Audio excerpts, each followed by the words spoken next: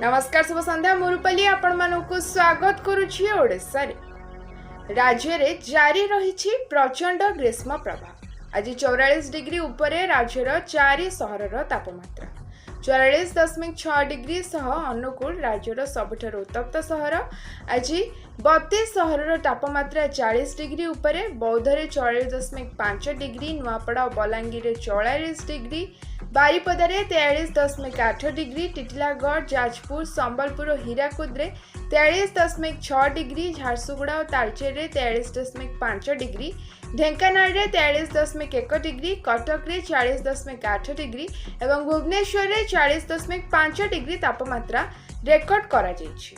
आगामी 5 दिन जाए राज्य में जारी रहिबो ग्रीष्म प्रभाव। आज 2 दिन हिटवेव नहीं रेड वार्निंग जारी करिछि पाणीपाग विभाग। आभ्यंतरण ओडिशा रे 45 किंबा अधिक रही पारे तापमात्रा। एने भुवनेश्वर आंचलिक पाणीपाग केन्द्र निर्देशिका सूचना दैछथि। पश्चिम दिगरु शुष्क वायु प्रवाह जोगु ताती बढ़ुछि। आगामी 2 दिन दक्षिण ओडिशा रे काଳ बैशाखीर संभावना मध्ये रहिछि। ढेंकानाल रे जळीगला बस। ढेंकानाल जिला दे जाउथिबा जातीय राजपथ 55 आनंद नगर निकट जळीगला बस रे थिबा समस्त यात्री सुरक्षित थिबा जणा पड़िछि। बस टी अनुगुळ भुवनेश्वर आस्तुला बेले एही अघटन घटिछि। दमकल बाहिनी द्वारा नियाकु आयत्त करा जायथिला।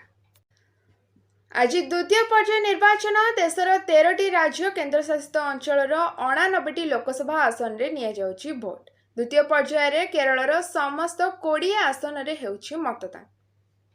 ओडिशा रे द्वितीय पर्याय निर्वाचन पई विज्ञप्ति प्रकाश पाइछि। लोकसभा और विधानसभा निर्वाचन पई विधिबद्ध विज्ञप्ति जारी करा जायछि। 5 संसदीय क्षेत्र बरगढ़, सुंदरगढ़, बलांगीर, कंधमाल, आसिका मे 3 तारिख दिन जाए नामांकन दाखल एवं मे 4 तारिख रे जांच करा जिवो। मे 20 तारिख रे हेबो ओडिशा रे द्वितीय पर्याय मतदान। आसंता 28 तारिख रे ओडिशा गस्त रे आसिबे राहुल गांधी। एथि सहित ओडिशा रे कांग्रेस रो प्रचार आरंभ हेबो। सत्यभामापुर मधुबाबूଙ୍କ प्रतिमूर्ति रे माल्यार्पण करिबा परे सालेपुर जाई जनसभा को संबोधित करिबे राहुल गांधी। एने सूचना दैछंती राज्य कांग्रेस प्रभारी अजय कुमार।